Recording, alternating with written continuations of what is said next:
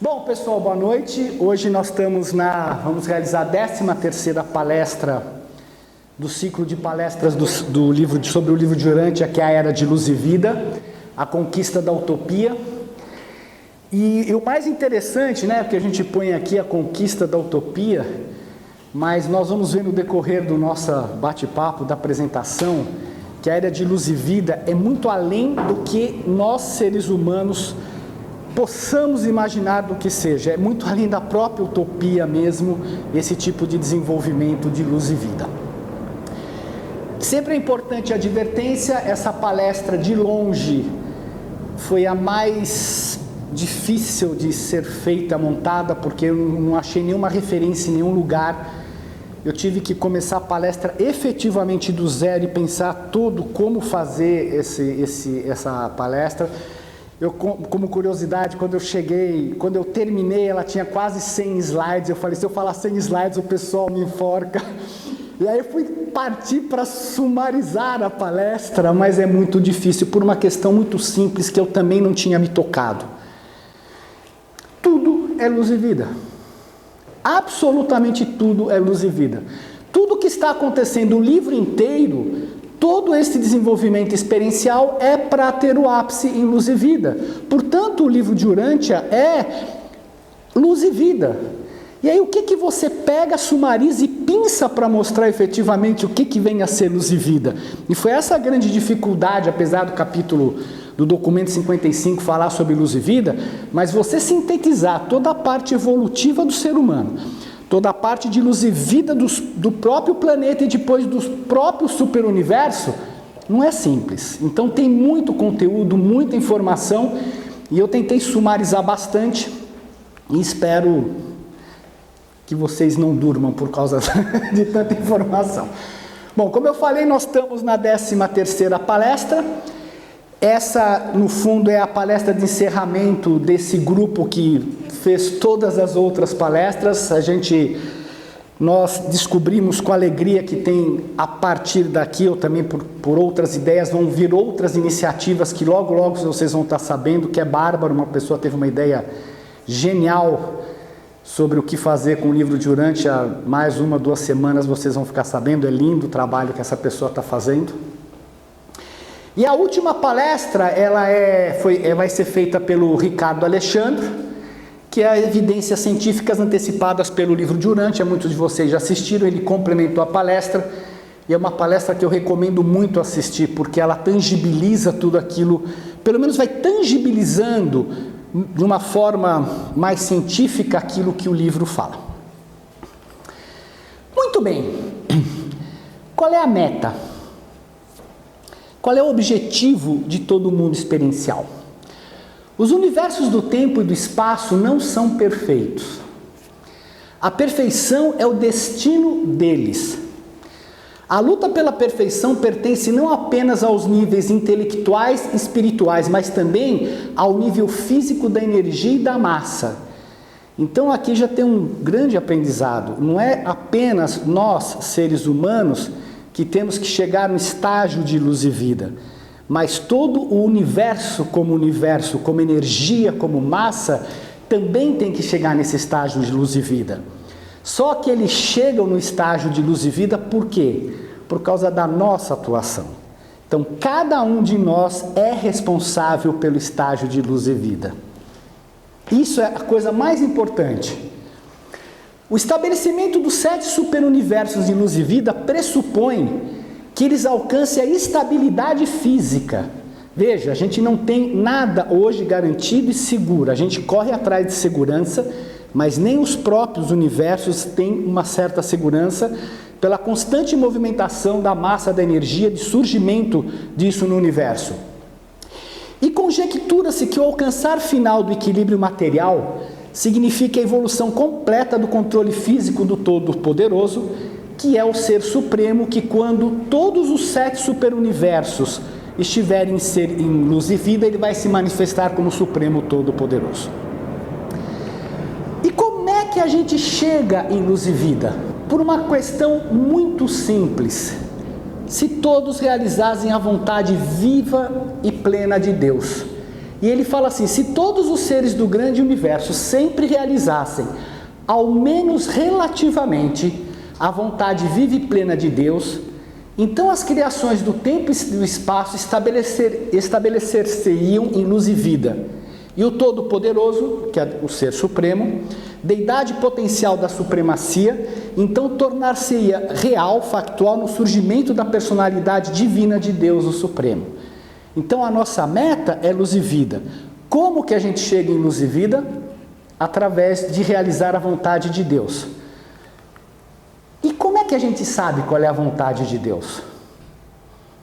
A vontade de Deus a gente sabe através da revelação, que é o que faz, o que demonstra a nossa capacidade de ser parceiros de Deus.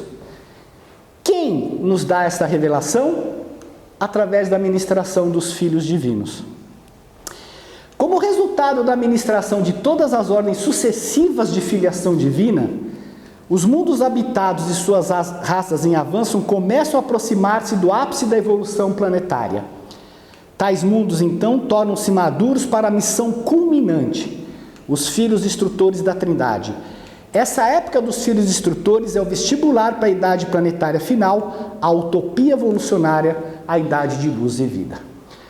Portanto, todo o desenvolvimento da nossa vida, da vida evolucionária, ele é guiado por seres divinos que vêm aqui nos instruir, nos guiar no que é fazer a vontade do Pai para chegarmos efetivamente em luz e vida. E qual é o resultado de quando a gente chega em luz e vida em termos de massa e de energia, isto é, nos universos físicos? Apenas aqueles planetas que alcançam a existência nos circuitos principais do superuniverso é assegurada a sobrevivência contínua. Então, sobrevivência, luz e vida significa chegamos num ponto tal de estabilização que toda a massa e energia deste universo vai estar estabilizada. Agora, chegou em luz e vida, termina, ele complementa, entretanto, até onde sabemos, esses mundos estabelecidos em luz e vida estão destinados a prosseguir nas idades eternas em todo o tempo futuro. Quer dizer, não existe um fim. Chegou em luz e vida, isso vai continuar, amém, pela eternidade. E qual é o resultado para a realização humana quando chega em luz e vida? Esse é o florescimento das eras sucessivas, daquilo que a gente tanto busca internamente no ajustador e todas as coisas, de segurança física, de expansão intelectual, cultural, social e realização espiritual. Quer dizer, tudo aquilo que a gente busca agora, que a gente quer, que nós estamos no desenvolvimento, vai florescer quando a gente tiver efetivamente luz e vida. E essas realizações humanas são agora combinadas, associadas e coordenadas em unidade cósmica e para o serviço não egoísta. Dentro das limitações da natureza finita e dos dons materiais, não há fronteiras estabelecidas para o alcance da possibilidade da realização evolucionária das gerações em avanço. Isso quer dizer que mesmo chegando em luz e vida, não existe uma capacidade finita de evolução, onde você vai falar, chegamos em luz e vida, chegamos no 7º estágio, acabou aqui. Não, isso daqui é contínuo por toda a eternidade. Que vivem sucessivamente nesses mundos supernos estabelecidos do tempo e do espaço. E qual é a realização de Deus quando a gente atinge luz e vida? À medida que os sistemas, constelações, universos e superuniversos tornam-se estabelecidos em luz e vida, o Supremo, quem é o Supremo? O Deus experiencial, emerge cada vez mais como um correlacionador significativo de tudo aquilo que está acontecendo nesse mundo experiencial. Enquanto o último gradativamente emerge como unificador transcendental de todas as coisas. Quer dizer, há uma realização de Deus ao se chegar no estágio de luz e vida. E luz e vida é a meta evolucionária de todos os mundos habitados. Por quê? Ela vai permitir a estabilização dos sistemas físicos no tempo e no espaço. O universo é admitido na confederação espiritual da união perfeccionada da supercriação. Eu não tenho nem ideia o que isso vem a ser. Não tem uma explicação legal no livro sobre isso. A nossa soberana, que começou junto com o nosso soberano a criar, ela vai chegar na 6ª fase da carreira de um espírito criativo, e aí ela realmente vai ser. O mundo das mansões deixarão progressivamente de funcionar como esferas de transição moroncial e passam a ser ocupados cada vez mais pelos finalitores. O ser humano alcança um desenvolvimento comparável ao mundo de número 6 das mansões. Aqui está explicado por que os mundos das mansões cada vez vão perdendo mais o sentido, porque até o mundo número 5 você está fazendo correções daquilo que você tem na sua primeira encarnação quando você começa no mundo animal. A partir do instante que você está em luz e vida, não há mais necessidade disso, porque um planeta luz e vida, conforme ele vai passando pelos estágios, você já chega ao 6º estágio, a evolução equivalente ao 6º estágio do mundo das mansões. A morte natural torna-se cada vez menos frequente, porque mais e mais seres saem fusionados ao ajustador, e o Ser Supremo, que é o Deus experiencial, torna-se uma realidade universal. Entenderam o que é luz e vida? É isso. Podemos acabar? Acabou a palestra.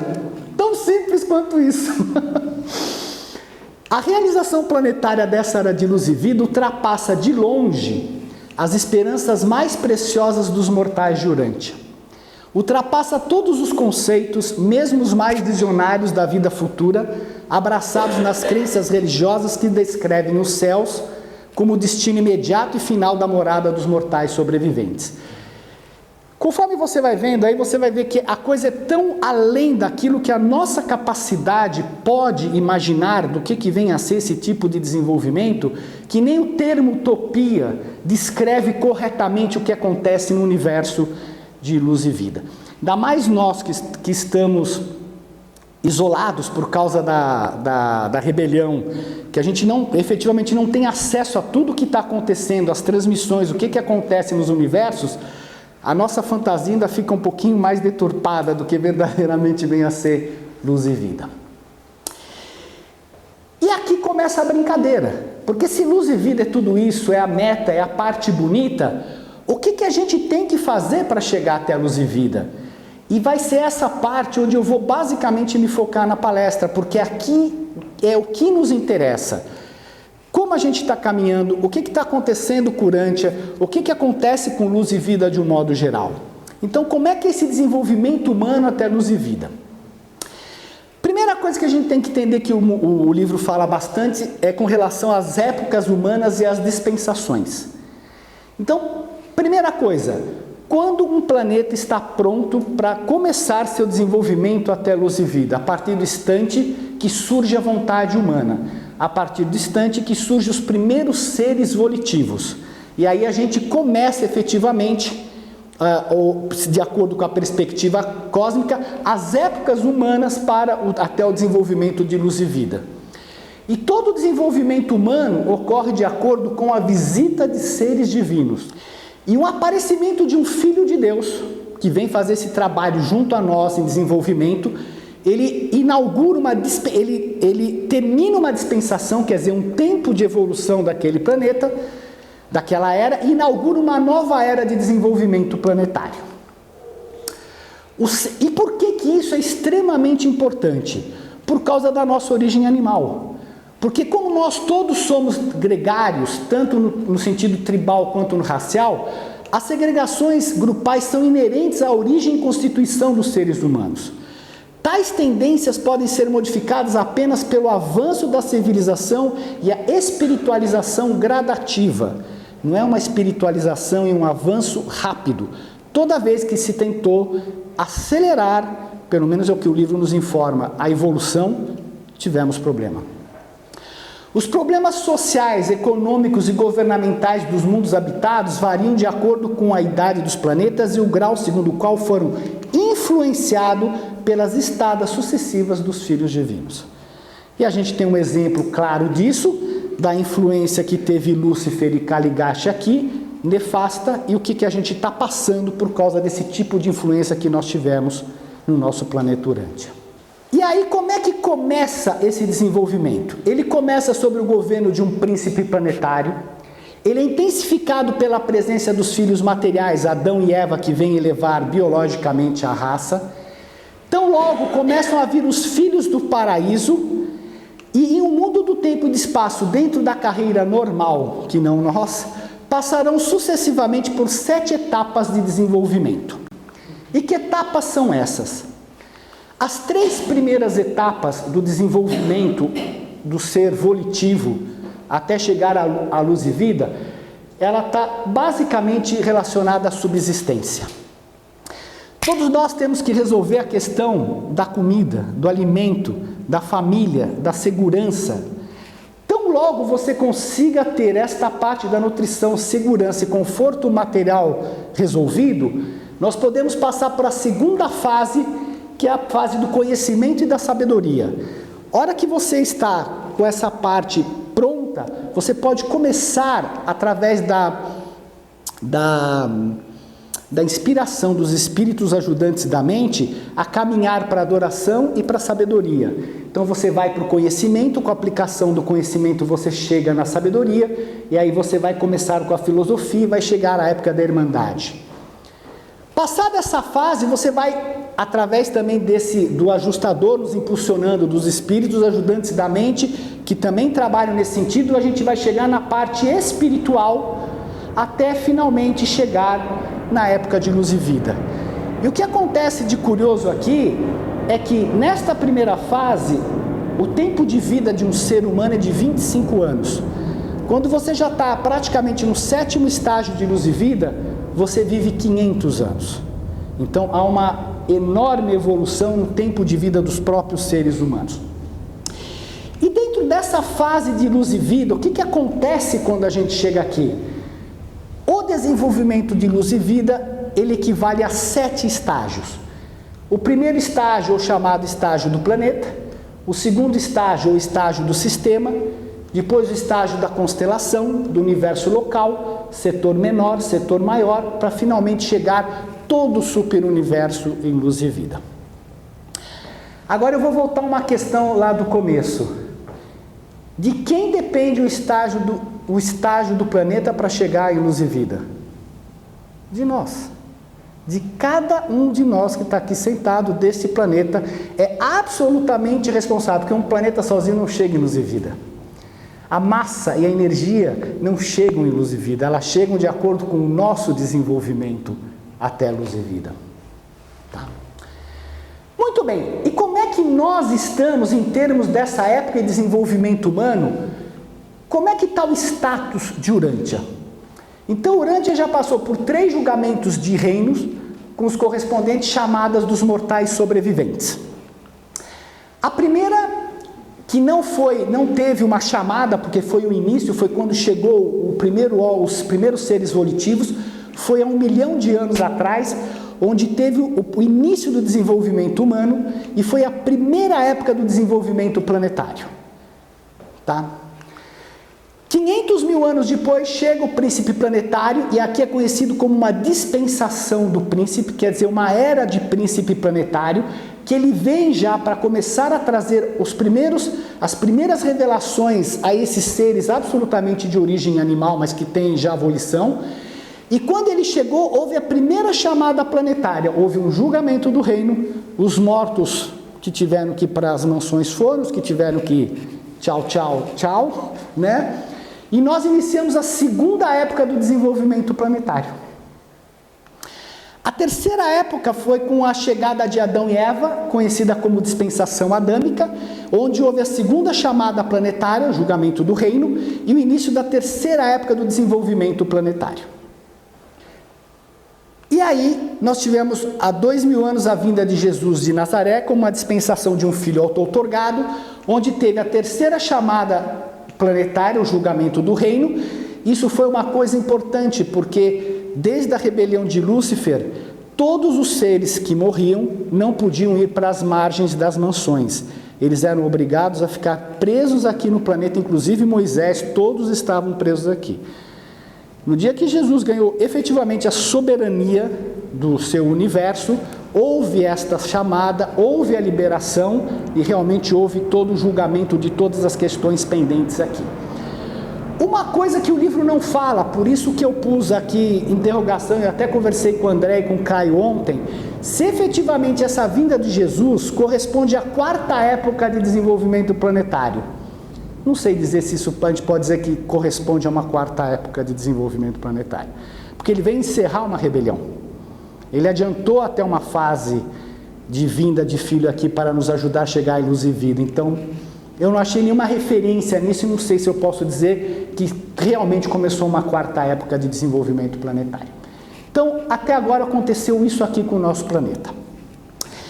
E uma coisa extremamente importante, porque a gente vê o tempo inteiro as pessoas na internet, em vários lugares, falando do final dos tempos, porque vai acabar tudo, porque que é um desejo de mudança. No fundo, não é o final do tempo, o que as pessoas querem é que haja alguma mudança para melhor no nosso planeta. E o julgamento de um reino ao final de uma época planetária não corresponde ao final do mundo. Ao contrário, marca o início de uma nova era que conduz a humanidade mais próxima do seu desenvolvimento evolucionário máximo. Então isso é importante tirar essa fantasia, porque entrou em época de aquário, vai acabar o mundo, passou a época de peixe, vai acabar, tudo vai acabar o mundo, incrível. Bom, e como é que são essas 7 épocas até o florescimento de luz e vida? Esse florescimento até a luz e vida passa por 7 épocas, sendo que existe o homem antes do príncipe planetário, o homem pós-príncipe planetário, e aqui esse pós ele causa confusão, é pós-chegada do príncipe planetário, parece que terminou, não, é após a chegada do príncipe planetário, o homem pós-chegada de Adão e Eva, o homem pós-filho magisterial, o homem pós-filho auto-outorgado, pós-filho instrutor e finalmente vamos chegar na época de luz e vida. Então temos 7 fases de desenvolvimento. Onde a gente está nessa fase de desenvolvimento? Quem sabe me dizer? Onde a gente está? Vamos fazer uma brincadeira com vocês aqui. Em que fase a gente está disso daqui de desenvolvimento no nosso planeta, hein? Alguém sabe? Estamos no 3. No 3? Aonde está onde? Nós estamos carentes de um filho magisterial. Mas aonde está o nosso nível, onde está o nível evolutivo dos seres de Urântia nesse momento? Eu acho que está lá na parte também. Assim, tirando o que aconteceu, normal para o ser humano, no nível 3. No número 3. Legal. Vamos guardar sua informação para daqui a pouquinho. No número 3. Legal. Número 1. Hã? Número 1. Você acha que está no número 1? Uma pitadinha do 2 e uma pitadinha do 3. Mas é... Tá bom, número 1. Ele acha que o nosso desenvolvimento está aqui em cima. Uma pitadinha do 5. Mas é... Ó, só para aguçar a curiosidade de vocês. Já tivemos isso, já tivemos isso, já tivemos isso e já tivemos isso. Olha a confusão que é. Isso é só para aguçar a curiosidade. Olha a confusão que é. Mas inteiro mesmo é Hã? Nunca teve um filho magisterial. Bom, o que acontece com o homem antes da chegada do príncipe planetário? Veja, ele surgiu o primeiro ser humano volitivo na Terra, aí surgiram as seis raças básicas, que é a vermelha, alaranjada, amarela, verde, azul e índico. O homem já criou uma linguagem extremamente primitiva. Ele começa efetivamente o exercício da imaginação criativa, porque ele tem que começar a criar ferramentas para poder se virar no mundo, né? O fogo, tudo mais, os machados de pedra, tudo aquilo que ele tem que fazer, para poder começar a garantir a sua subsistência. Óbvio que eles são caçadores poderosos e lutadores ferrenhos, eles têm volição, mas acima de tudo, a presença animal é tudo nesse cidadão, e se ele não tiver isso, ele não consegue sobreviver. Eles começam, depois de um tempo, né, antes da chegada do príncipe, a se organizar. Eles vão se unir em grupos, principalmente por questão de segurança. O ser humano é um ser gregário, então ele vai se sentir seguro se ele estiver em grupo. A religião é totalmente baseada no processo evolucionário e totalmente baseada na natureza, no medo da chuva, do trovão, de Deus, do sol, da lua, do aparecimento disso e daquilo outro. E esse medo, ele tem uma função muito importante, ele serve para dominar o temperamento os temperamentos ferozes daqueles seres. Então o medo refreia um pouco aquela parte animal dele. E geralmente, num planeta normal, um príncipe planetário surge 100 mil anos após o homem adquirir a postura ereta. Aqui fica uma curiosidade, uma dúvida, né? Andon e Fonta, quando chegaram, já tinham postura ereta, ou eles demoraram o tempo dos descendentes dele a terem postura ereta? Mas, acho que já tinham sim. Então, 100 mil anos após o homem adquirir a postura ereta. E o que aconteceu em Urântia? Aqui que é interessante, porque a gente vai fazendo a comparação entre o que é e como é que nós estamos. A Era do Homem Primitivo é um capítulo longo, escuro e sangrento. Em mundos normais e não experimentais, essa época é bastante diferente das lutas prolongadas e extraordinariamente brutais que caracterizaram tal idade em Urântia. Então a gente já começa a ter uma diferenciação aqui. Pelo excesso, o nosso ser é um ser belicoso, o ser de Urântia. E o nosso príncipe planetário chegou quando? 500 mil anos depois do início do ser volitivo. Enquanto no planeta normal eles chegam 100 mil anos após. Tá? O que acontece quando chega o príncipe planetário? Então a chegada do príncipe dá início a uma nova dispensação com duração média de 500 mil anos. Ele governa por 500 mil anos, onde ele vai trazer as primeiras revelações. Já começa uma época tribal, continua tribal avançada. Começa o surgimento da família, então não só mais grupos, mas começa a surgir grupos efetivamente familiares. Começa um progresso social e aí a dispersão por todo o planeta racial do nacionalismo. Olha que coisa interessante, igualdade entre os sexos. De lá já vem a igualdade entre os sexos e não a diferenciação que a gente mantém até hoje aqui. Surgimento de vários idiomas, porque eles se dispersam, obviamente não tem comunicação, cada um vai montando o seu próprio idioma. Os ajustadores começam a vir cada vez mais para os seres humanos, porque eles estão ficando menos animalizados e exercem efetivamente a vontade e a moralidade. Começa a surgir a agricultura, domesticação dos animais, as raças começam a ser purificadas. A religião progride pela revelação gradativa e ela é elevada e ela é falada até o nível do sistema. Então você vê que eles revelam algo até o nível do sistema, não mais do que isso. E duas forças presentes em todas as religiões. Os primeiros temores, óbvio, porque é aquilo que está refreando esses seres humanos, e as primeiras revelações. E o que aconteceu em Urântia? Aí eu vou responder lá. Sob alguns pontos de vista, os urantianos parecem não haver saído inteiramente desse estágio em sua evolução planetária. Estágio do príncipe planetário. À medida que prosseguirdes nesse estudo, mais claramente ireis discernir o quanto o vosso mundo encontra-se desviado do curso do progresso evolucionário e do seu desenvolvimento. Tudo bem que ele fala discernir, mas a verdade é que nós estamos sentindo na pele. Não é só discernir, a gente está sentindo na carne o quanto a gente está, o sofrimento todo que a gente está tendo nesse planeta. E aqui é uma coisa muito interessante. Quando o ímpeto original da vida evolucionária houver percorrido todo o seu curso biológico, veja, tem que haver um desenvolvimento biológico completo do ser humano.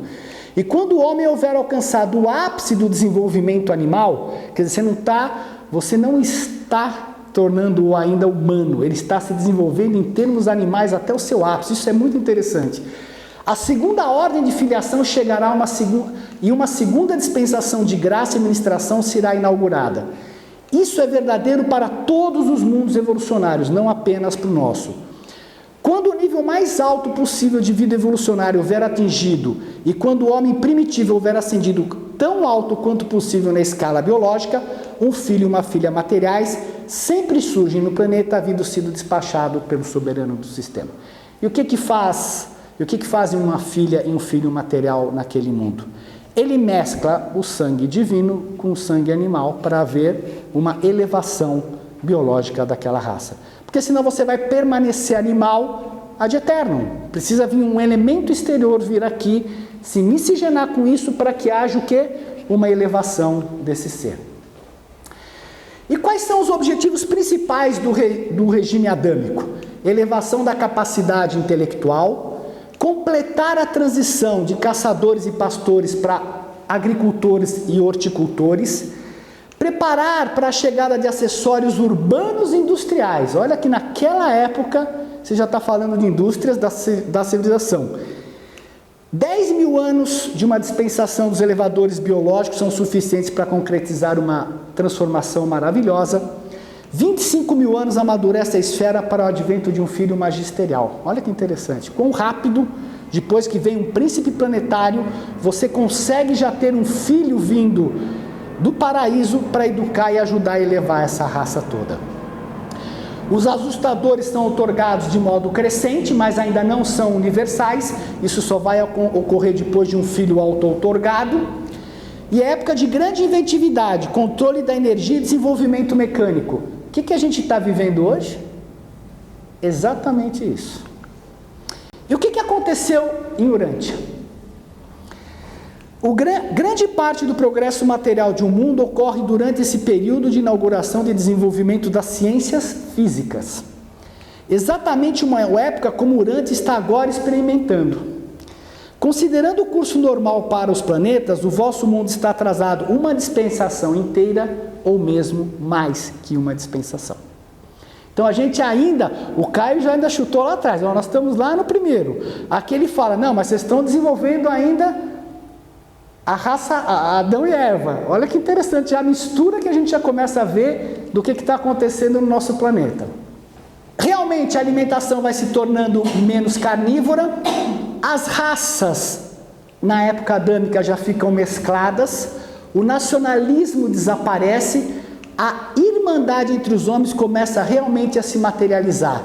A gente já está materializando a irmandade entre os homens atualmente no nosso mundo?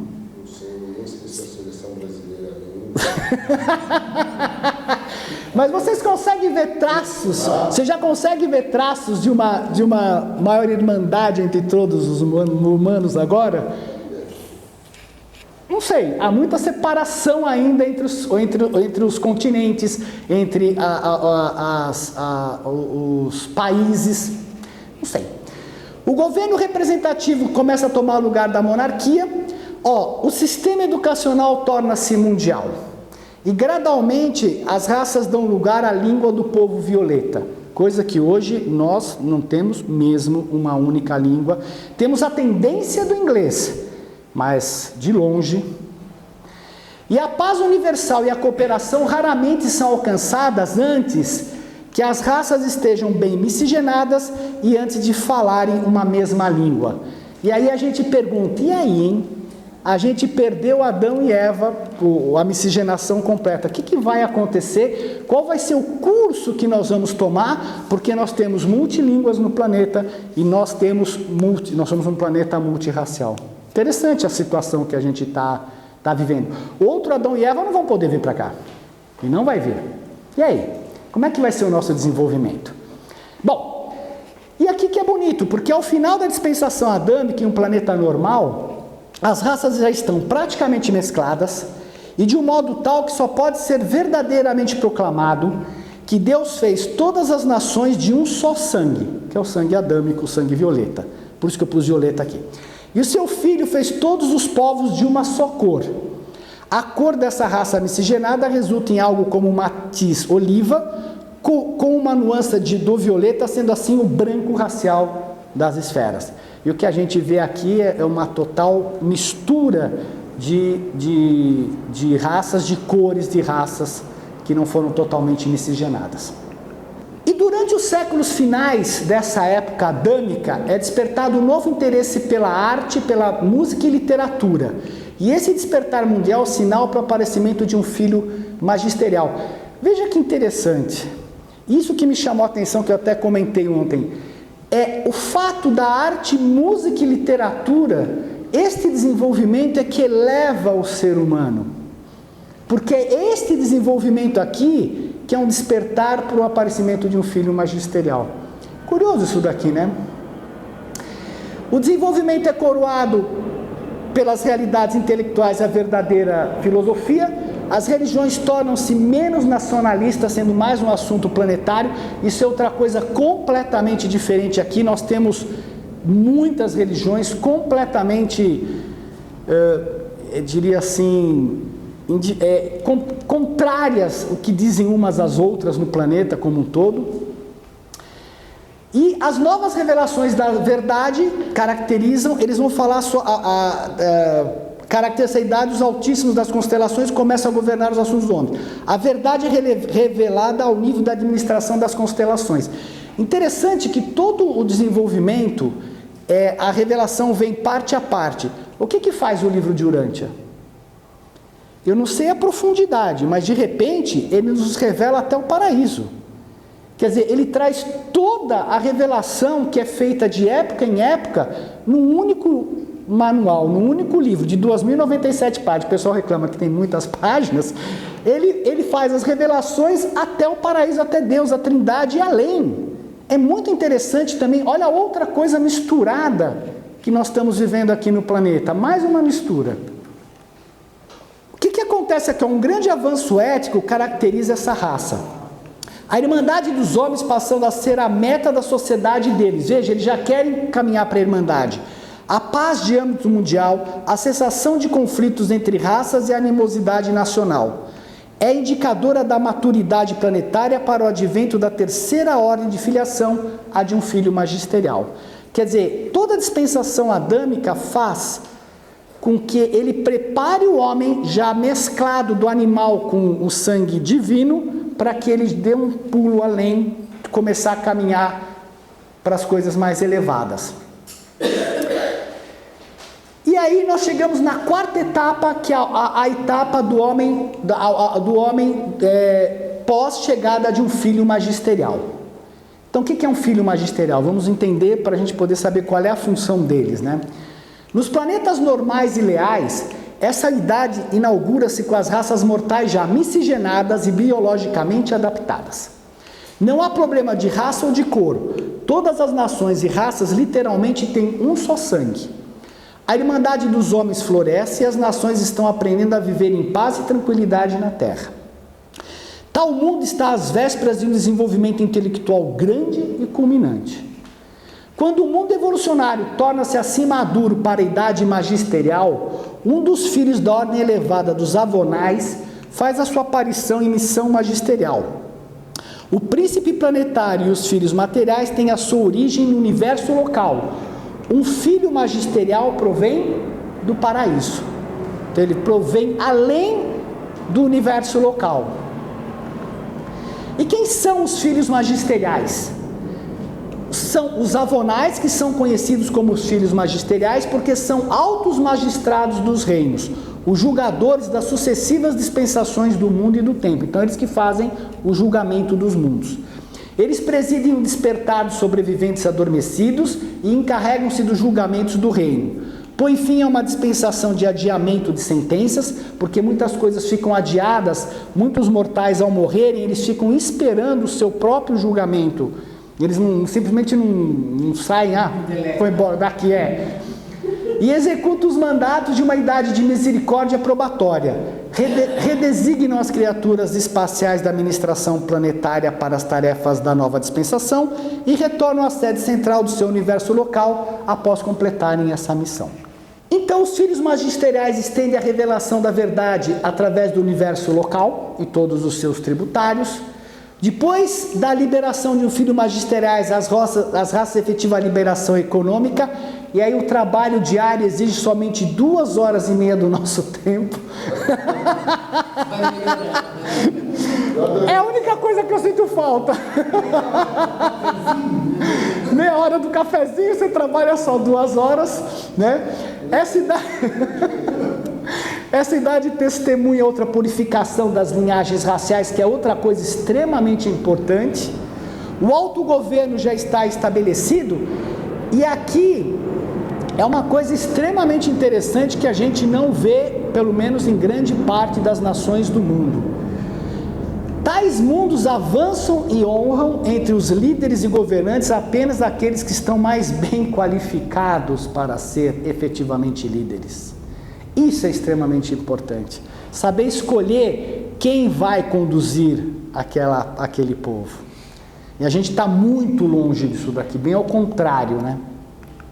A maioria dos mortais já é residida por ajustadores e, de novo, olha que interessante, o florescimento da arte, da música e do aprendizado mais elevado, a plenitude de um despertar religioso amplo e um esclarecimento espiritual de âmbito mundial junto com isso, é o sinal da chegada próxima do filho de alta outorga e a inauguração da quinta época dos mortais. E quem é o filho de autor? E um filho auto-outorgado, ao chegar em um mundo de alta cultura educacional, encontra uma raça espiritualmente educada e preparada para assimilar os ensinamentos avançados e dar o devido valor à missão de auto-outorga. E o que nós fizemos? Crucificamos. Só. Não, é isso que eu falo. É legal fazer essa comparação para ver o que acontece aqui, né? Essa dispensação dos filhos magisteriais abrange entre 25 a 50 mil anos de tempo durante e algumas vezes uma época um pouco mais curta ou bem mais longa em casos raros. Não preciso nem falar, gente, né? E o que aconteceu em Urântia? Em Urântia, contudo, o filho de alta outorga, o próprio filho criador vosso, apareceu ao final da dispensação adâmica. Mas não é essa a sequência normal e comum dos acontecimentos dos mundos do espaço. Quer dizer, nós pulamos um filho magisterial e, numa questão emergencial, por causa da falha adâmica e da rebelião de Lúcifer, o criador desse universo, Cristo Micael, resolveu ter a sua última outorga aqui para efetivamente ganhar a soberania sobre o seu universo. E aí vem o homem. O que acontece com a raça humana após a chegada de um filho auto-outorgado? Essa idade é caracterizada pela busca da cultura moral e da verdade espiritual. O ser humano quer penetrar a realidade cósmica e comungar com a realidade espiritual. As revelações são ampliadas para falar do superuniverso, e nós realmente sabemos, através do livro de Urântia, pelo menos, do superuniverso. Surgem sistemas inteiramente novos de educação e de governo. E aqui é uma coisa legal. O filho auto-outorgado vive e morre pela elevação espiritual das raças mortais de um mundo. Quer dizer, ele vem efetivamente ele nasce como um filho humano, só que ele também é um filho de Deus igualzinho, fez Jesus aqui, então ele é um filho dos homens e um filho de Deus. Ele estabelece o caminho novo e vivo porque ele faz esta conexão para o homem poder chegar a Deus. É óbvio, ele se tornou homem, ele é filho de Deus, ele faz essa conexão, e sua vida é a encarnação da verdade do paraíso na carne mortal, quer dizer, a própria verdade de lá, a vontade do Pai na carne mortal, é aquela mesma verdade, o próprio Espírito da verdade, dentro de cujo conhecimento os homens tornar-se-ão livres. Em Urântia, o estabelecimento desse caminho novo foi uma questão de fato, por causa de Cristo, bem como de verdade. O isolamento de Urântia na rebelião de Lúcifer havia suspendido o procedimento pelo qual os mortais podem passar com a morte diretamente às margens do mundo das mansões, e fora o próprio Micael ter ganho a soberania sobre o seu universo. E aí o que acontece? Do mesmo modo que fez Jesus, quando na sua ressurreição ao terceiro dia, depois de terminar a sua vida encarnada, um filho auto-outorgado acende a mão direita do Pai Universal. Então, não necessariamente é um filho avonal e não um filho criador de universo, essa ascensão faz parte do protocolo do universo, e ele recebe a confirmação da aceitação da missão de auto-outorga e retorna para o filho criador na sede central do universo local. Após isso, o filho avonal auto-outorgado e o criador Micael enviam o espírito conjunto deles, o espírito da verdade, ao mundo de auto-outorga. Qual o espírito que nós temos aqui da verdade? É o do próprio Pai com o Filho Criador. Tá? É uma coisa belíssima, porque somente um planeta em 10 milhões de um universo recebem o espírito da verdade do próprio Pai e do Filho auto-outorgado. O espírito materno também participa dessa efusão do espírito da verdade na matéria, e concomitantemente a proclamação da ordem para a outorga dos ajustadores de pensamento. A partir daí os ajustadores vêm em bando e assumem a humanidade. O que aconteceu em Urântia? O próprio Filho Criador se auto-outorgou e o Espírito da Verdade, que se fundiu sobre toda a carne, corresponde ao Espírito do Pai e ao Espírito do Filho Criador. É isso que aconteceu aqui. Essa idade do Filho pós-auto-outorgado dura de 10 a 100 mil anos. Obviamente é um progresso ético e espiritual. O caráter humano passa por transformações tremendas, porque você aí tem já o Espírito da Verdade infundido sobre toda a matéria. Você tem digamos assim, que o ser humano consegue mais e mais fazer a vontade do Pai do paraíso. E os ensinamentos de Jesus são realmente aplicáveis. Olha que legal, porque aqui até agora é um mundo mortal que teve o aperfeiçoamento preliminar dos filhos de pré-auto-outorga. Quer dizer, os ensinamentos de Jesus são extremamente avançados para a era que a gente está vivendo. A gente está devendo muito para trás para efetivamente conseguir desenvolver tudo aquilo que ele nos ensinou. A doença já foi praticamente dominada, né? A longevidade média é 300 anos, quer dizer, você já vive quase 300 anos, e os mortais alcançam um ponto quase utópico, mas não completamente ainda. Isso só vai acontecer quando chegar em luz e vida. Aqui eu vou falar especificamente o que acontece e como é que a gente resolve esta questão da nossa evolução após um filho auto-outorgado. Tá? Então, mesmo em mundos evolucionários normais, a realização da Irmandade Mundial dos Homens não é fácil. Num planeta confuso e desordenado como Urântia, uma realização como essa necessita de um tempo muito mais longo e requer um esforço muito maior. Uma evolução social sem ajuda exterior dificilmente pode alcançar resultados felizes em uma esfera espiritualmente isolada. Qual é a ajuda exterior que a gente está tendo? A gente teve uma ajuda exterior, o livro de Urântia, mas será que somente ela será suficiente para causar essa transformação? No meu modo de ver, e eu penso isso há muito tempo, falta um líder no mundo. Falta alguém que efetivamente seja reconhecido como uma liderança verdadeira a nível espiritual no mundo. O livro pode ser maravilhoso e nos ensina muito, mas terá ele a capacidade de abarcar essa liderança que falta no mundo? Isso é uma questão interessante. Ainda que Jesus haja mostrado o caminho para a edificação imediata da Irmandade espiritual, a efetivação da Irmandade social do vosso mundo muito depende da realização das transformações pessoais. Está vendo o que eu disse desde o começo? Luz e vida somos nós. Somos cada um de nós a transformação que cada um tem que passar para chegar lá. E de ajustamentos planetários como a seguir. Primeiro, a fraternidade social. Então essa parte dos contatos sociais é extremamente importante. Os jogos, o comércio, a indústria.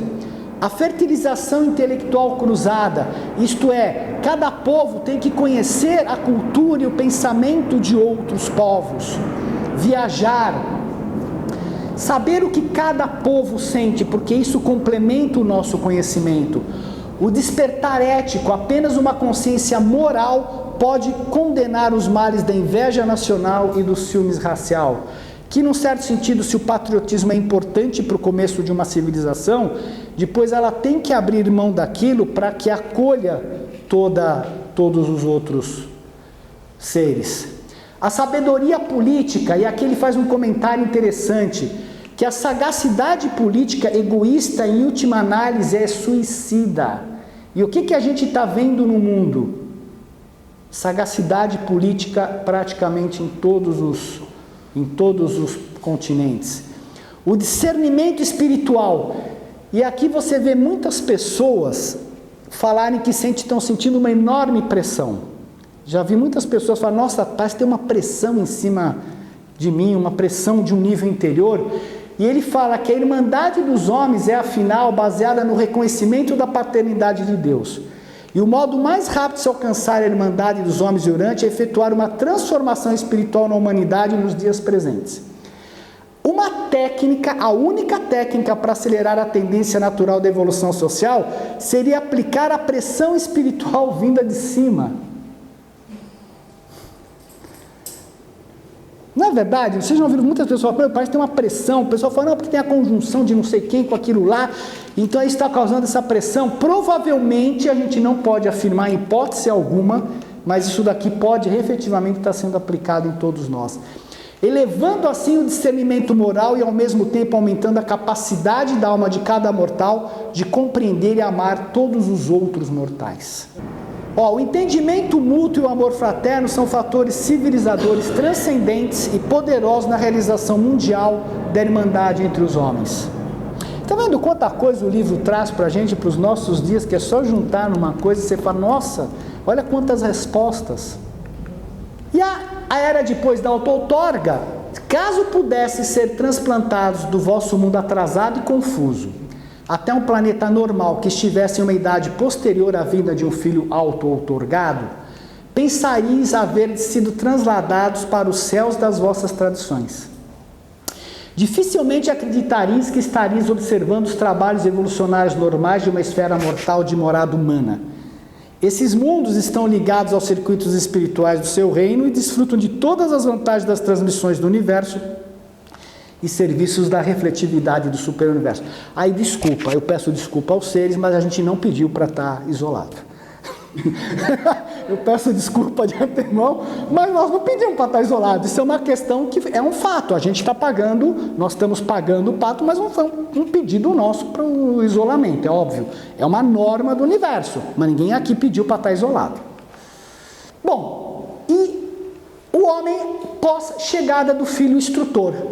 Os filhos em seguida visitarão o mundo evolucionário normal, são da ordem dos filhos instrutores da Trindade. E novamente encontramos Urântia fora de passo em relação às suas esferas irmãs, se considerarmos o vosso Jesus prometeu voltar. E essa promessa ele certamente irá cumprir, mas ninguém sabe se a sua segunda vinda precederá ou virá depois do aparecimento dos filhos magisteriais ou dos filhos instrutores em Urântia. E essa é uma questão polêmica, e aí vocês vão ver mais para frente, que quando, e até ontem eu estava comentando com eles, porque eu falei, olha que coisa curiosa,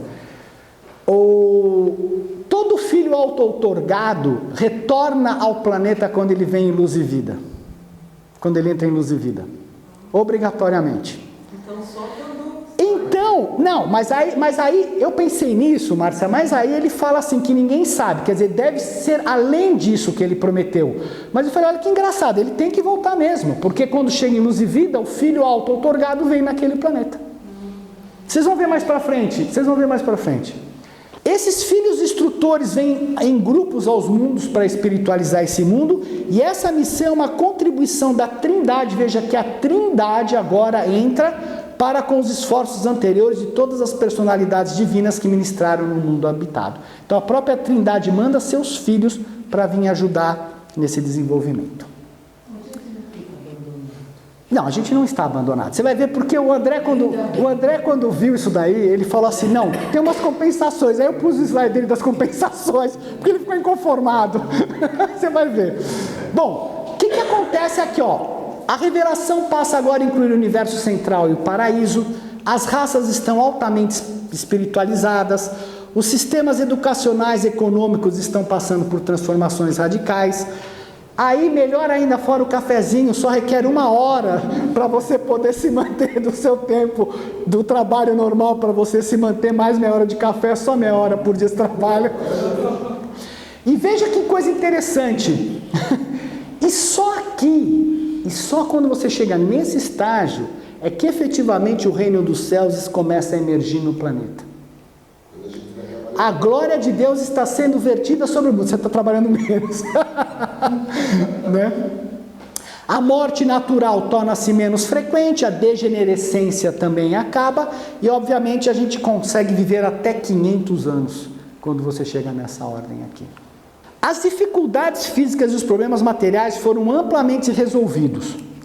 O planeta está amadurecido para a vida mais avançada e para uma existência mais estável. Quer dizer, quando chegou aqui nesse filho pós-instrutor, seria aquilo que a gente fica imaginando como Shangri-La, como paraíso, aquilo que quer que seja, sem nem estar perto do paraíso ainda. E aqui ele mandou um recado para a gente, né? Não importa qual possa ser a história natural especial de um planeta específico. Nenhuma diferença faz se um reino tenha sido realmente leal, se foi manchado pelo mal ou amaldiçoado pelo pecado. Não importa os antecedentes que possa ter tido, mais cedo ou mais tarde, então significa que a gente efetivamente tem que esperar, a graça de Deus e a ministração dos anjos farão chegar o dia do advento dos filhos instrutores da Trindade. E a sua partida, que se segue à sua missão final, irá inaugurar a era magnífica de luz e vida. E todos os mundos de Satânia podem juntos manter-se com a esperança daqueles que escreveu. Nós, contudo, de acordo com a sua promessa, almejamos um novo céu e uma nova terra, onde resida a retidão, que é realmente o sentido daqueles que se importam com a evolução querem, né? Assim, pois, bem-amados, vendo que ansiais por tais coisas, sede diligentes, para que possais ser encontrados por ele em paz, sem máculas ou culpas.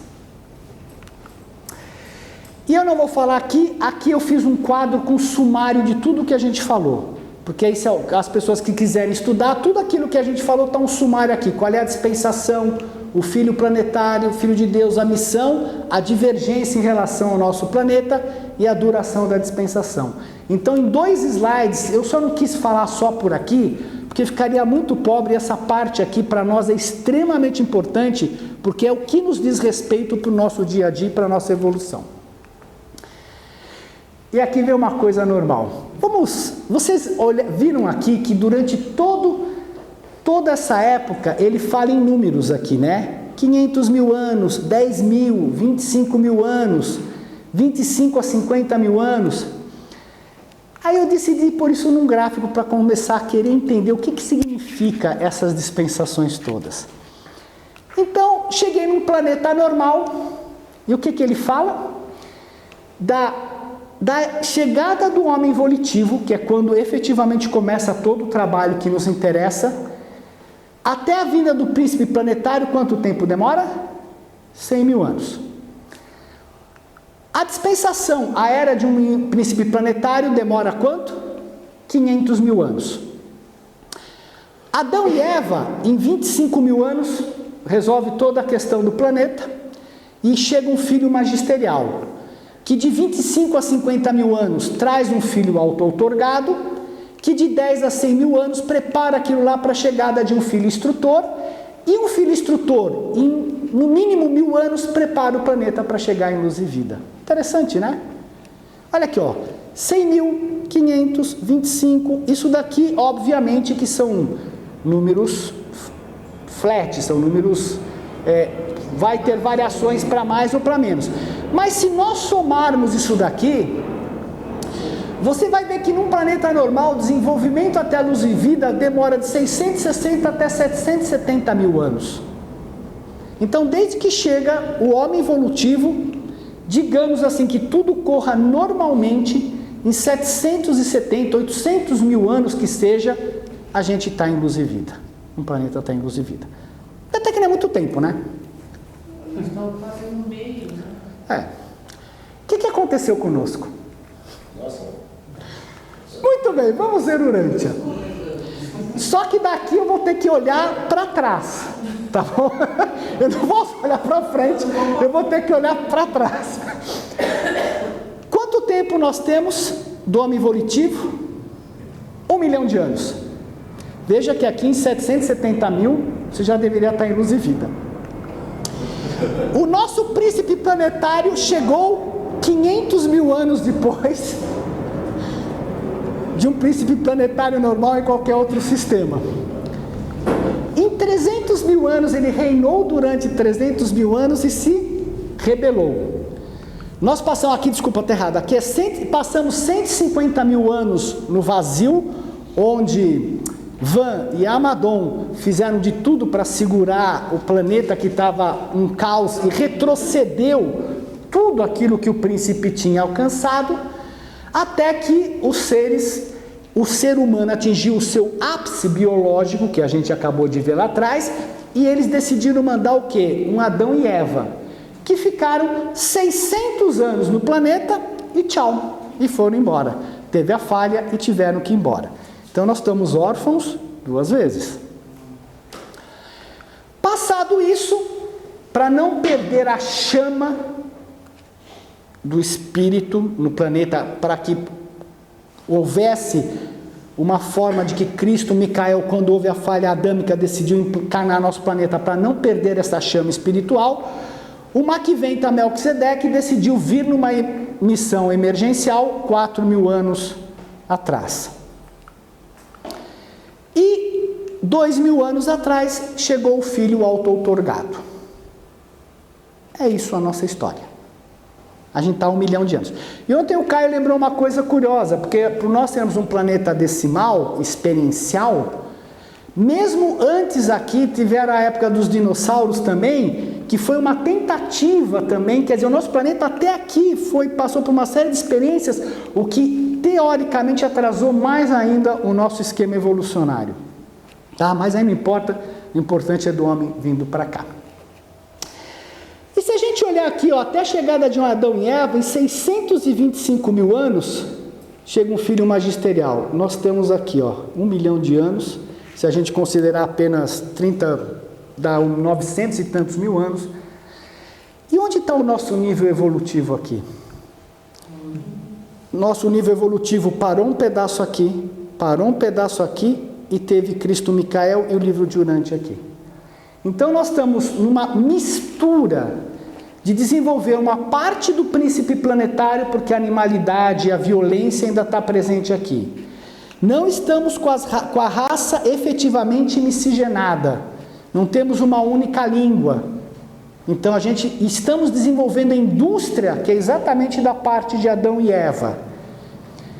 Tivemos todos os ensinamentos de Jesus, há 2.000 anos atrás, e o livro de Urântia que chegou aqui, que revela até o paraíso. A gente não sabe qual a profundidade que o livro de Urântia revela, né? Porque mas para nós é muita coisa já o que ele revela. Então veja como é que a gente está o nosso nível evolutivo. É uma mistura.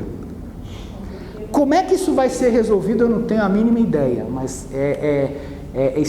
pela pressão espiritual provavelmente que ele fala lá, mas é curioso. A gente é uma escola, né? Aqui é uma escola, porque você veja como é que esses seres, pode ser pela pressão espiritual, mas você tem toda uma mistura de 3 épocas aqui. Você tem uma mistura de 3 épocas. É uma turbulência. A gente fala da irmandade entre os homens, mas a gente ainda está desenvolvendo o reino animal, quer dizer, é impossível você chegar na irmandade. A gente fala da irmandade do amor a todos, mas nós somos multirraciais. Como é que você pode falar isso? É interessante, e é legal esse gráfico porque mostra o que acontece, né? Não que seja aqui, mas pelo menos você consegue ter uma ideia daquilo que efetivamente acontece. E aí o André não aguentou, e num estado assim, ele falou, mas não é possível. Ele pôs algumas compensações, que o Maquiventa se auto-outorgou depois de 36.000 anos, que um filho auto-outorgado, sendo o próprio Micael, surgiu 40.000 anos antes do previsto, propiciando o espírito da verdade ao planeta. A quinta revelação de época, o próprio livro de Urântia nos foi dado. Urântia passou a abrigar uma sede divisional de arcanjos ligado ao esquema da ascensão do paraíso de todo o universo local e com comunicação direta com o Filho Criador. Só por isso daqui, todos os profetas do Apocalipse falam que o mundo vai acabar, não vai acabar. Porque o que vão fazer com os arcanjos? Então aqui pode acabar. Só manter os caras aí. O Conselho dos 24, que é o que governa hoje os mundos rebelados, administra os 37 mundos, é composto unicamente por urantianos. Um filho criador prometeu voltar, que o André falou, a cada 10 milhões de mundos habitados recebe um Micael. Sim, estamos atrasados, olha a revolta dele, fora de passo e conturbados por causa da rebelião que ocorreu há 200.000 anos. Porém, entre eles, Urântia foi o que mais se beneficiou da misericórdia divina e ainda tem o melhor prognóstico futuro. Ele é um otimista, é isso que é importante, André. E por último, existe um mas. A grande dificuldade que Urântia encontra para alcançar o alto destino planetário de luz e vida provém dos problemas da doença, degenerescência, guerra, existência de raças multicoloridas e multilinguismo. Apesar que mais para frente ele diz que o fato da gente ser multirracial não atrapalha a gente chegar no primeiro estágio de luz e vida. Não necessariamente isso é um impedimento para a gente chegar lá. Mas a questão da língua é. Mas isso não era um slide, era um e-mail para você. Mas essa foi a revolta dele. Eu falei, eu vou colocar porque achei legal. Eu falei, pô, olha aí, né? Vamos olhar o lado positivo, né? Porque a gente só apanha, até o livro só bate na gente no 7 Pô. Pois bem, e aí, quando termina isso daqui, o que acontece? Aí a gente agora vai ficar babando, porque a gente chega na era de luz e vida. E o que vem a ser a era de luz e vida? Então, para o mundo do tempo e do espaço, a idade de luz e vida é a realização evolucionária final. Então, é a meta que todos nós temos que chegar, tanto como seres humanos, como massa e energia. Desde os tempos iniciais do homem primitivo, um mundo habitado haverá passado pelas idades planetárias sucessivas, as idades anteriores e posteriores à época do príncipe, pós-adâmica, filho magisterial, auto-otorgado. E então, um tal mundo torna-se pronto para alcançar o ponto evolucionário culminante, como um mundo estabelecido em luz e vida, por meio do ministério das sucessivas missões planetárias dos filhos instrutores da Trindade, com as suas revelações sempre em avanço sobre a verdade divina e sabedoria cósmica. No seu esforço para estabelecer a idade planetária final, os filhos instrutores beneficiam sempre da assistência dos brilhantes estrelas vespertinas e algumas vezes dos Melquisedeques. Essa era de luz e vida inaugurada pelos filhos instrutores, na conclusão da sua missão planetária, continua indefinidamente nos mundos habitados. Quer dizer, nunca ninguém viu um fim para isso, mesmo porque não tem nenhum superuniverso em luz e vida ainda. Cada estágio de avanço dentro desse estado estabelecido pode ser delimitado pelas ações judiciais dos filhos magisteriais, que vêm julgar o reino, em uma sucessão de dispensações. Mas tais ações, contudo, são puramente técnicas e de nenhum modo modificam o curso do acontecimento planetário, porque você realmente atingiu a estabilização. Então, nos 7 estágios de luz e vida, a luz e vida divide-se agora em 7 estágios, onde o primeiro estágio, que a gente viu lá atrás, é de um planeta, onde um planeta alcança a luz e vida. O segundo estágio do sistema, onde 1000 planetas alcançam luz e vida. O estágio da constelação, onde 100.000 planetas alcançam luz e vida. O estágio do universo local são 10 milhões de planetas. Do setor menor, 1 bilhão. Do setor maior, 100 bilhões. E, finalmente, o estágio do universo, que alcança 1 trilhão de planetas. O que o livro fala é que, a bem da verdade, não existe... É engraçado que ele fala que não existe, mas ele comenta que não existe realmente um estágio de luz e vida que abarque o setor menor e o setor maior. O importante realmente é o universo, é cada planeta e o universo, e depois para o superuniverso. Aqui praticamente são coisas de estabilização física do sistema. Tá? E o mais interessante que tudo... Então o que nós vamos ver agora, que é o que nos importa, porque o que faz com que um planeta chegue em luz e vida? Então a gente viu a pré-fase para se chegar em luz e vida. Quando chega em luz e vida, o que efetivamente acontece com o planeta? Então a era de luz e vida é estágio do planeta. O que caracteriza a era de luz e vida? A presença de um templo moroncial na capital de um mundo habitado. É o certificado da admissão dessa esfera nas idades estabelecidas de luz e vida. Esse templo é projetado na capital do sistema, em miniatura, ele vem para cá, ele é construído de forma moroncial aqui. Quer dizer, que ele vem aqui, não, ele é projetado lá, vem aqui, os seres vêm e constroem esse templo da parte moroncial. E lembra que eu falei lá atrás?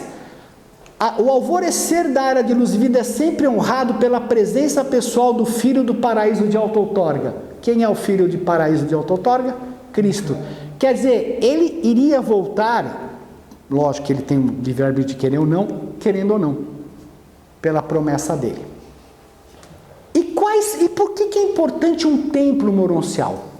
Qual a importância? Por que isso significa entrada no luz e vida? Primeiro, porque ele vai permitir a comunicação com o soberano do sistema e com os altíssimos. Então, um lugar onde você vai se comunicar com aqueles que estão cuidando do universo, do sistema com modo geral. Permite as cerimônias de visualização. Acontece que os seres humanos são limitados na sua visão. Então, dentro de um templo, você consegue ver os finalitores e outros seres. Só lá. É local de reunião para todos presenciar o translado dos mortais vivos à existência moroncial. Então, você vai lá ver realmente a fusão e aquele fogo da fusão. E por que o templo não causa nenhum problema? Porque ele é feito de material moroncial. E você vai para o mundo moroncial, portanto, aquele fogo todo não causa nenhum problema naquele templo. A arquitetura de cada templo é trabalhada em miniatura na capital do sistema, e os supervisores do poder moroncial em seguida trazem esses planos já aprovados ao planeta, e eles montam esse plano, essa parte aqui. E o importante é o seguinte, o que acontece com a morte e esse translado? Essa experiência do translado da vida material ao estado moroncial cresce numa frequência proporcional ao progresso evolucionário do planeta. No quarto estágio de luz e vida, mais da metade dos seres saem através do translado. E aí o livro fala uma coisa bacana para todos nós, que a gente chora muito os mortos, principalmente os ocidentais.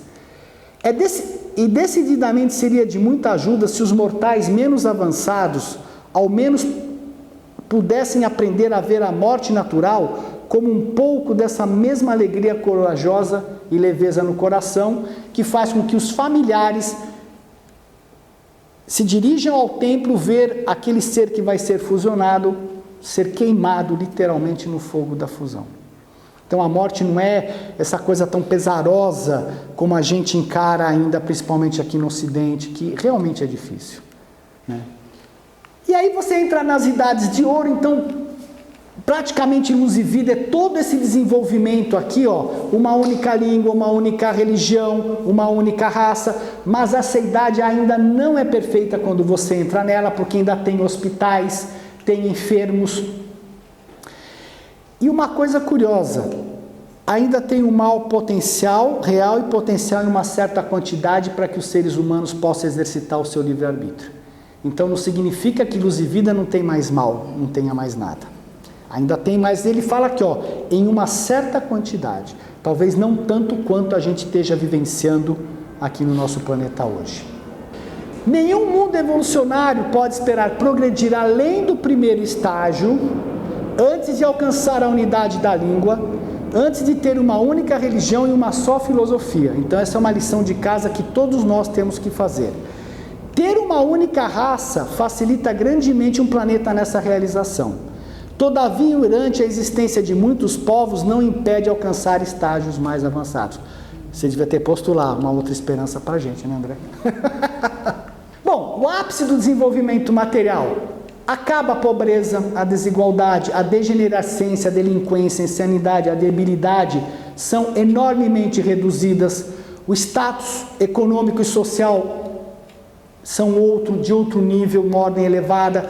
A ciência, a arte e a indústria foi redirecionada para servir as metas mais elevadas de uma civilização e não apenas ganhar dinheiro. A guerra é coisa do passado, o governo vai desaparecendo, as escolas foram aperfeiçoadas, os centros de arte são refinados e os templos de adoração com as suas escolas anexas de filosofia e religião experiencial são criações de grande beleza. É tudo aquilo que a gente imagina do mundo que a gente quer.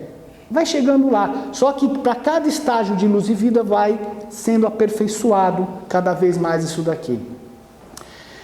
E aqui o que acontece quando você chega no primeiro estágio de luz e vida e nos subsequentes, são questões muito mais administrativas do que qualquer outra coisa.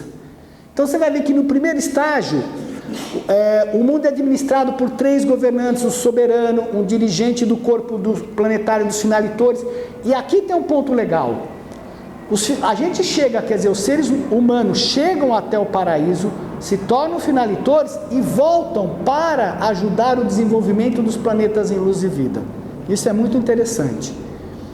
Adão e Eva funcionam como unificadores da liderança, porque eles são os únicos visíveis até então.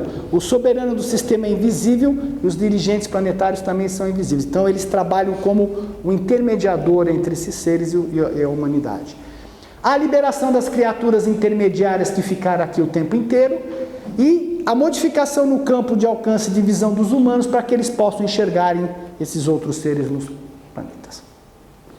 No segundo estágio, vem um portador de vida ajudar, por quê? Porque precisa haver uma nova purificação para estabilizar a raça. E aqui os filhos instrutores servem como conselheiros dos finalitores, que cada vez mais vão assumindo a administração de todos os planetas das fases de luz e vida. Nos sucessivos estágios da existência estabelecida, os mundos habitados fazem progressos maravilhosos sobre a administração sábia e compassiva do corpo voluntário de finalidade, seres que ascenderam ao paraíso e voltaram para ministrar aos seus irmãos na carne. Tá? A gente vai ter tempo de administrar? Vai, porque até 7 trilhões de planetas se tornar em luz e vida.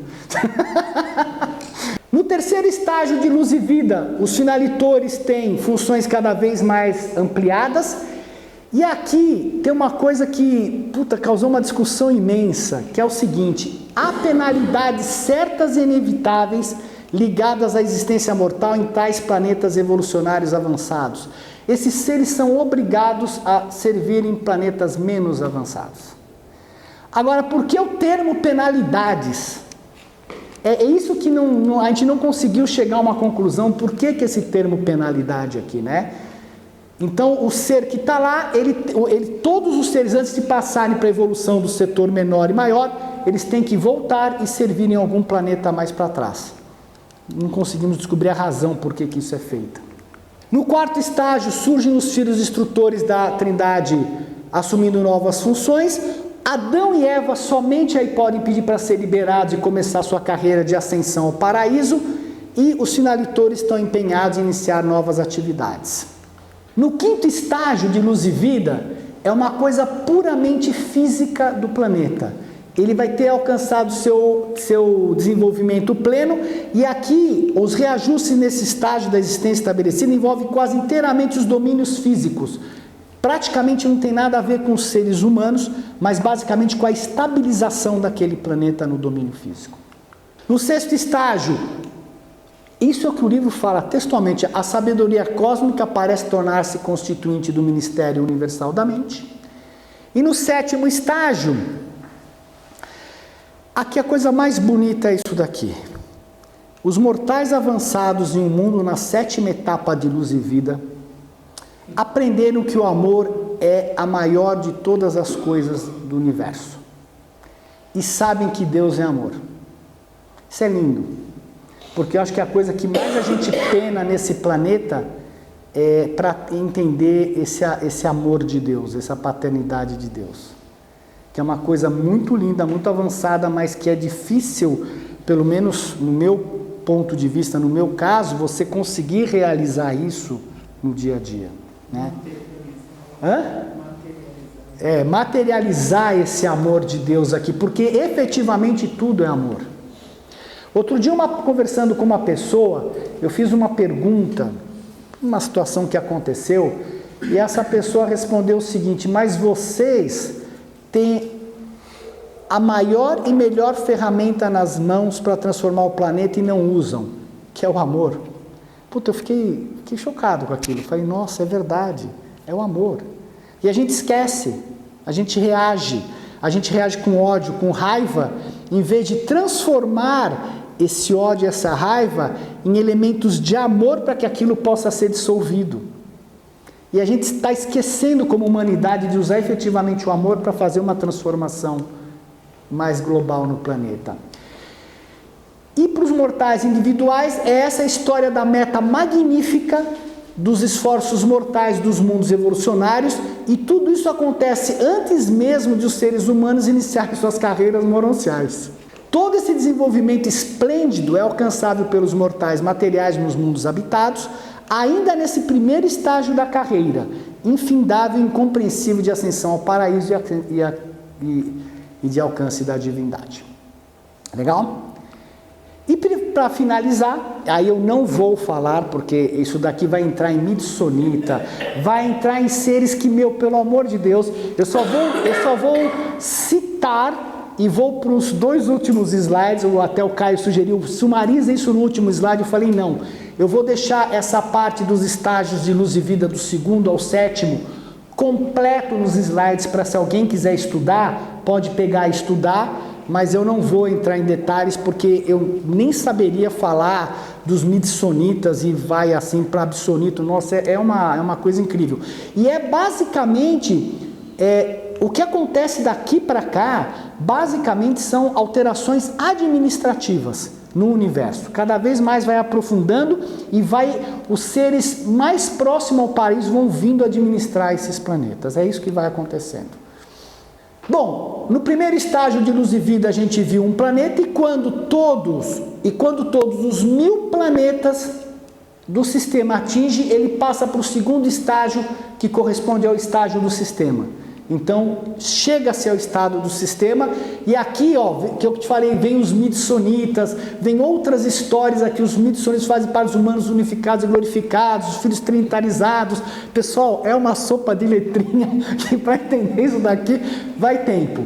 No terceiro estágio, o estágio da constelação, significa que 100 mil planetas atingiram a questão da luz e vida.